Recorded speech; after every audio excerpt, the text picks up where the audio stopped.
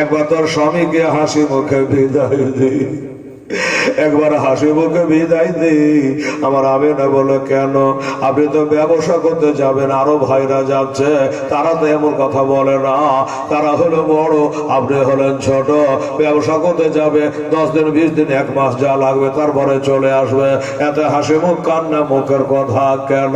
আমার আব্দুল্লাহ হাজার হলো নবীর আব্বা গো, জবা থেকে জারি হলো আমিনা রে। মরণ কখনো বড় ছোট বাঁচে না রে, বড় ছোট দেখে না, কাঁচা পাকা দেখে না। এই জন্য বলে যাবে না, বিদেশে কোনোদিন সেইভাবে যাওয়া আসা অভ্যাস নাই। আজকে প্রথম যাচ্ছে, কি হবে না হবে জানে না। হবে না, আল্লাহ যদি ঘুরিয়া জানে আবার তোর সাথে সংসার হবে, হবে না। আর যদি বাই চান্স ইন্তেকাল হয়ে যায়, দেখা হবে কাল আল হাসরে। বাবা গো, অল্প বয়সে সবে না। এই কথা শুনে কে জানি কি হলো জানি না, আমিনা চোখ দিয়ে 2 ফোঁটা চোখে পানি পড়ে গেল। মা বোনেরা রে, আমিনা চোখের পানি পড়ে গেল, আজও পড়লো কালো পড়লো, আর চোখের পানি জীবনে কোনোদিন শুকাইল না। 10টা উঠলে লাইন করা হলো। আমার আব্দুল্লাহ এসে বললো, আব্বা তাহলে কোন উঠটাতে আমি চাপে একটু বলে দে। বলে, বেটা তুই তো দুনিয়াতে সবারই শেষে এসেছিস ছোট, এই জন্য বেটা বড়দের আগে যেতে নাই, তাই তুই যা সব পিছনকার ওটাতে চেপে যা। আবার যখন অর্ডার হলো, পিছনকার ওটাতে চেপে গেল, উঠে যেতে লাগলো। কাবাকে সালাম, বাবাকে সালাম, সবকে করে বাবা চলে গেল। এবার গিয়া যখন বাণিজ্য হয়ে গেল, ঘুরে আসবে, ও বাবা গো, মদিনাতে আসার পর আমার নবীর পিতা খাজা আব্দুল্লাহ বিমার হলো, অসুখ হয়ে গেল, আর জানে উঠে বসে থাকতে পারে না, আর উঠে বসে থাকতে পারে না। বড় ভাই মেজো ভাইকে ডেকে কয়, ও বড় ভাই, এটা দয়া করে আসো, আমাকে ধরে তোমরা নামাও। আমার বুঝি আর মক্কা যাওয়া হবে না, আর বুঝি মক্কা ফিরে যাওয়া হবে না, আর বুঝি কাবা তপ করা হবে না, আর বুঝি বাবাকে সালাম করা হবে না, আমিনার সাথে আমার ঘর আর হবে না। তাড়াতাড়ি করে ধরে নামা। আমার মা বোনেরা ধরে নামানো হলো। 1 দিন 2 দিন 3 দিন অবনতির দিকে যায়, উন্নতি আর হয় না। ও বাবারা, মরণ বিছানায় শুয়ে গেছে রে মা। এবার বাবা কয়েকদিন চলে যাওয়ার পর হযরতে আব্দুল্লাহ বলেছিল, বড় ভাই মেজো ভাই, আমার জন্য আর তোমরাকে ইন্তেজার করতে হবে না, আর অপেক্ষা করতে হবে না, আর সময় কাটাতে হবে না, আর দেরি করার দরকার নাই। তোমরা সবাই মিলে আমাকে রেখে মদিনা থেকে মক্কা চলে যাও। আব্দুল্লাহ রে তা না হয় যাব। আমার আব্বা একটা কেসা শোনাচ্ছিল, ইয়াকুব পয়গম্বর 10 বেটার কথা শুনিয়েছিল। ছোট বেটা ইউসুফকে ভালোবাসতো, তাই তাকে ইন্দারায় ফেলে দিয়েছিল। আমরা তো তা করিনি। তুই অসুখ হয়ে গেছিস, যদি তোকে না নিয়ে যাই, আমার আব্বা হয়তো ওই রকমই ভাববে, ইউসুফের মতো, ইউসুফের মতো করে তোরা মেরে ফেলেছিস। ও বাবা, মরণের কেউ উঠতে পারবে না, কেউ থামতে পারবে না। বাবা গো, বড় ভাইকে বুঝিয়ে বলল, সবাইকে বুঝিয়ে বলল, ঠিক আছে বাবা, এবার আব্দুল্লাহকে রেখে দিয়া তার বাকি ভাইরা সব চলে আসলো। এবার আসছে বাবা, আমিনা তাকাছেন আল্লাহ রব্বুল আলামিন মাওলা। এই রাস্তা দিয়ে কত মানুষ আসা যাওয়া করে, দেশ বিদেশে মানুষ আসা যাওয়া করে, কিন্তু কই আমার স্বামী আব্দুল্লাহ কেন আসে না? আব্দুল মুত্তালিবও তাকায় যে আল্লাহ, আমার বেটারা কেন ব্যবসা থেকে ঘুরে না, কোনো বিপদ আপদ হলো নাকি? তখন তো মোবাইল ছিল না, ফোন করে জেনে নেবে কেমন আছে। বাবারা, আমার মায়েরা রে, এমনি করে বাবা তারা ছোট ভাইকে রেখে দিয়ে চলে আসছে। ছোট ভাই আব্দুল্লাহ বলল, বড় ভাই একটা কথা বলবো। কি কথা? বলল, আসার কালে আমেনাকে একটা টাকা দিয়ে আসতে পারে না, একটা দেড়হাম দিয়ে আসতে পারে না। আমি যে উটটাতে চড়ে আসছিলাম, এই উটটা তোমরা পিছন পিছন করে হাঁকিয়ে নিয়ে যাও, আমার আমেনার দুয়ারে তোমরা হাঁকাইয়া দিও। বড় ভাই বলছে, আব্দুল্লাহ রে, আমেনা ভরা উটনি পাঠিয়েছে, আর খালে উঠনি তার দুয়ারে কি করে পাঠায়?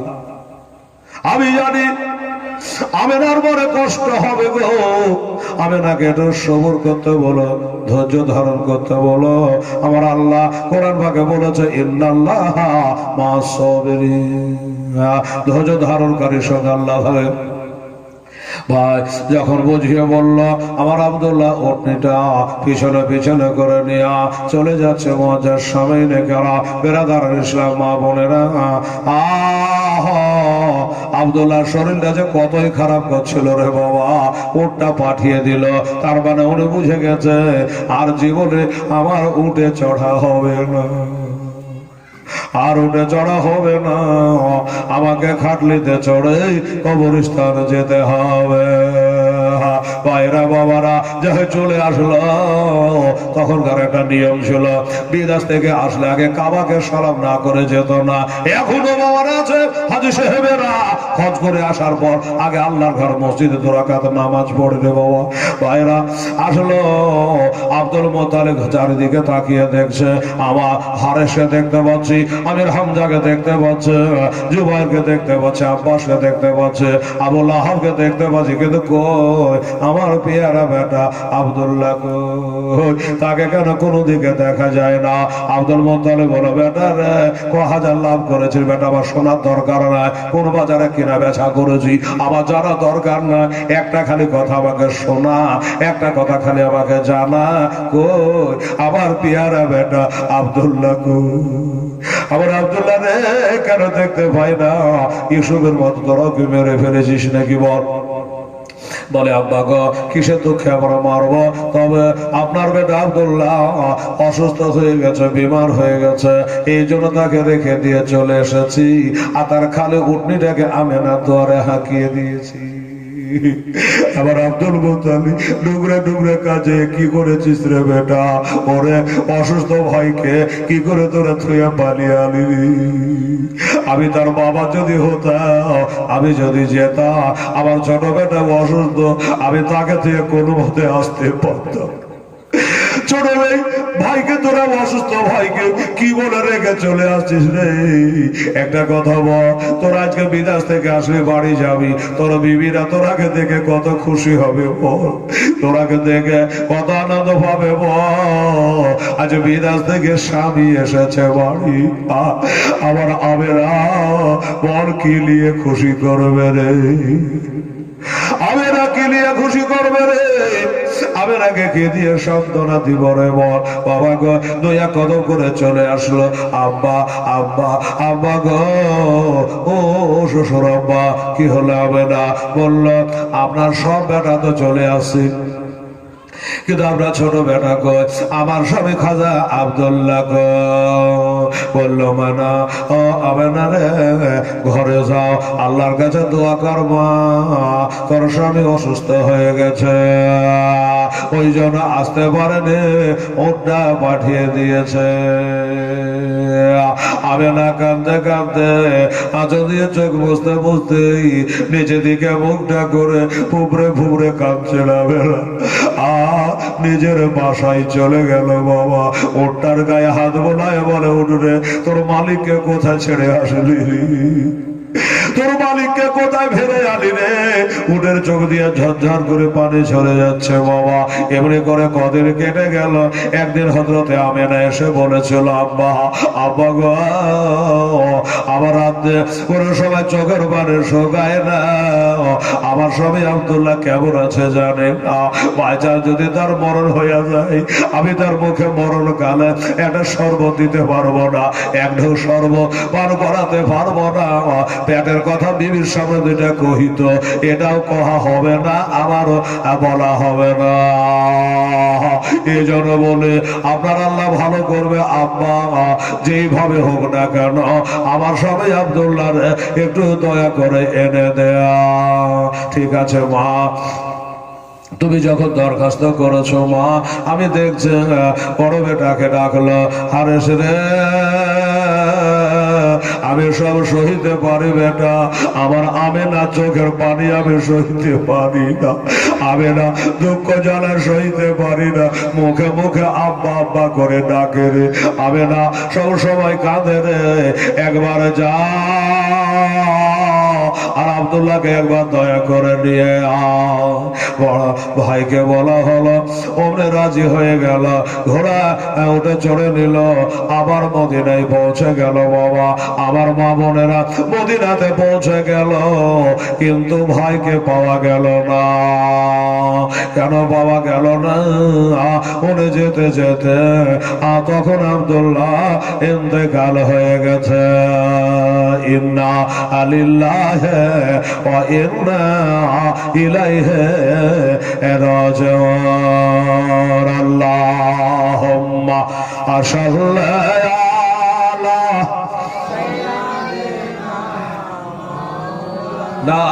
মুহাম্মাদ ওয়া আলা আলি সাইয়্যিদিনা মাওলানা মুহাম্মদ সাল্লাল্লাহু তাআলা আলাইহি ওয়াসাল্লাম। এই বাবারা, আমার মায়েরা এবার গেল কোথায়? যাওয়ার পরে দেখলো আব্বা আব্দুল্লাহ বেঁচে নাই, ইন্তেকাল করেছে। ওই মাকামে আবুয়া নামক জায়গাতে খাজা আব্দুল্লাহর কবর হয়ে গেছে। আমার ভাইয়েরা গো, কবরের কাছে গিয়া মনে দাঁড়িয়ে দাঁড়িয়ে বড় ভাই কাঁদছে, আব্দুল্লাহ রে আমি তোর কবর জিয়ারত করতে আসিনি, আমি তোকে নিয়ে যাওয়ার জন্য এসেছি, আমি আব্বার চোখের বাড়ি কি করে থামাবো রে, আমি নাকে আমি কোন জবাব দিব রে, আজ তুই কবরে শুয়ে গেছিস। বড় ভাইয়ের কথাগুলা কবরের ভিতর থেকে সবই শুনতে পাচ্ছে বাবা, কিন্তু উত্তর দেওয়া যায় না। ও বাবারা, আপনারা বলবেন ওইটা হলো নবীর বাবা, তাই হয়তো কবর থেকে শুনতে পায় না। না না, আপনার বাবা, আপনার মা, আপনার ভাই বেরাদার তারাও কবর থেকে শুনতে পায়। আপনি কবরে করে দাঁড়ালে আমার বেটা এসেছে, আমার ভাই এসেছে, কবর বাসীরা চিনতে পারে বাবা। ও বাবা, ইন্তেকালের পরে আল্লাহ তাআলা তাদের কানের পাওয়াটাকে আরো বাড়িয়ে দেয়, কানে পাওয়াটাকে বাড়িয়ে দেয় বাবারে।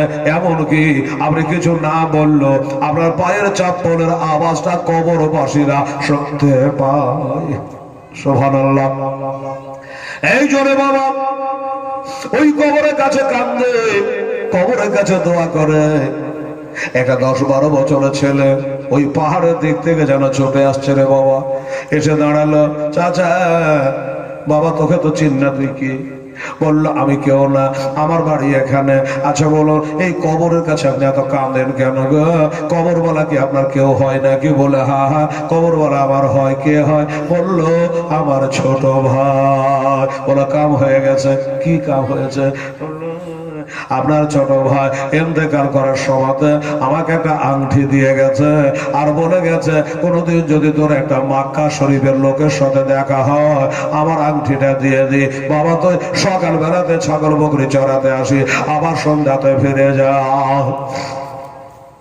এই জন্য আমি চিন্তা কত আল্লাহ আমানতের খেয়াল জানে হয়ে না যায়, আমি মক্কার লোকে কবে পাবো আর আংটিটা কবে ফেরত দেব। আপনার কান্না দেখে ছাগল বকরি ছেড়ে দিয়া, মেষ পালক চড়া বন্ধ করে দিয়া আপনার কাছে আমি ছুটে আসলাম। আমি মাথা আমার ঠান্ডা হলো, এলেন আপনার ভাই আব্দুল্লাহ, আংটিটা নিয়ে না। আংটি দেখে বলো আর কি কান্না থামবে না, পারবি? ছোট ভাইয়ের হাতের আংটি থেকে বড় ভাইয়ের কান্না কি থাম? আরো বাড়বে।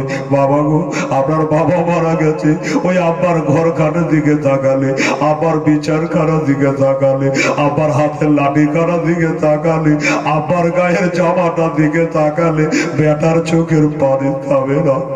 আমার মা বোনেরা, মা মরে গেছে, মার বিছানাখানা দেখলে বিটি কাঁদে। আল্লাহ আল্লাহ, ওই রকম করে বাবা হযরতে আব্দুল্লাহর বড় ভাই উনিও যেন কান্নায় ভেঙে পড়েছে গো। আব্দুল্লাহ রে, আজ তোর হাতের আংটি পেলাম রে, কিন্তু বল আমি কার কাছে কি জবাব দেব বল।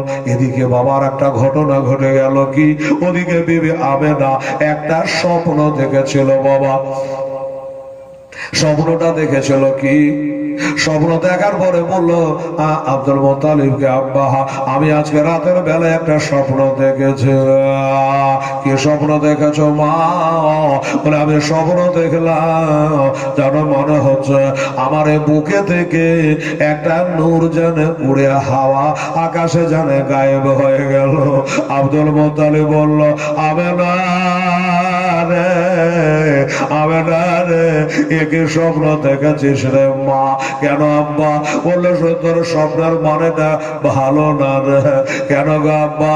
বলে তোর স্বপ্ন যদি সত্য হয় আমার আব্দুল্লাহ আর আসবে না। এই জন্য বিবাহিতা নারী যারা, তাদের বুকের নূর হলো নিজের স্বামীর। তোর বুকের নূর আকাশে উড়ে যাওয়ার মানে আমার আব্দুল্লাহর পাখি উড়ে গেছে রে, আর বুঝলি আমার আব্দুল্লাহ আসবে না। তাই বাবারা, আমার মায়েরা বোনেরা ওদিকে স্বপ্ন দেখে কাঁদতেছে, আর এদিকে বড় ভাই কবরের কাছে বাবা দাঁড়িয়ে দাঁড়িয়ে কাঁদতেছে। যে বহনের ওদেবে কালে এজরাইলে আসে, যেদিন সাধের জীব যাবে রে লইয়া, যেদিন সাধের জীব যাবে রে লইয়া, যারে তুমি এত যত্ন রাখিলে ঘরেতে,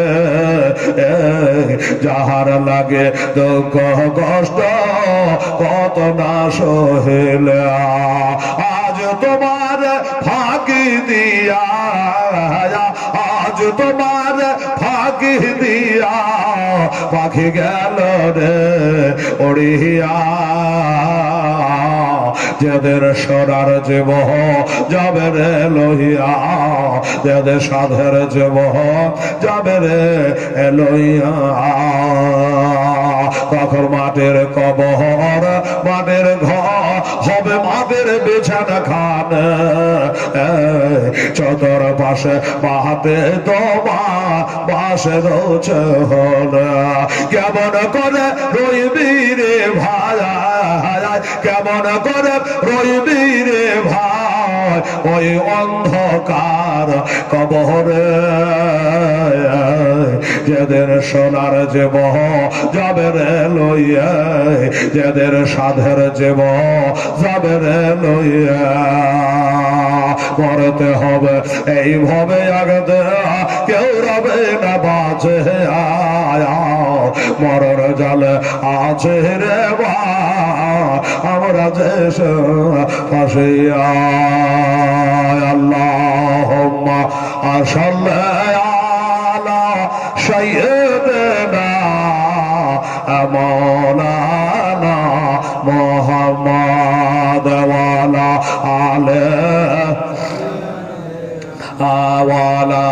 আলে সাইয়্যিদিনা মাওলানা মুহাম্মদ সাল্লাল্লাহু তাআলা আলাইহি ওয়াসাল্লাম। বাবা, সবাইকে তো সব কথা বলা যায় না, পেটের কথা তো সবাইকে জনে জনে জনে জনে বলা যাবে না বাবা।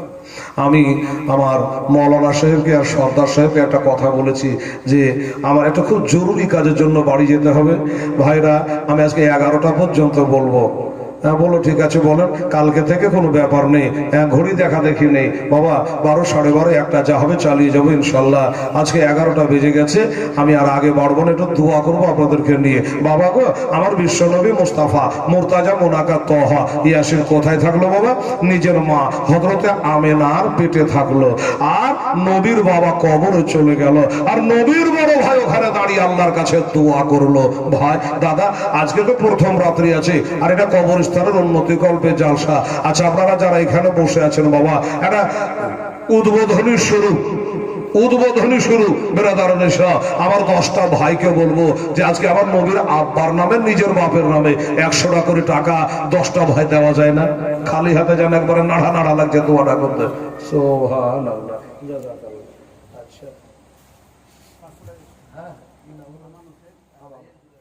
আচ্ছা আমার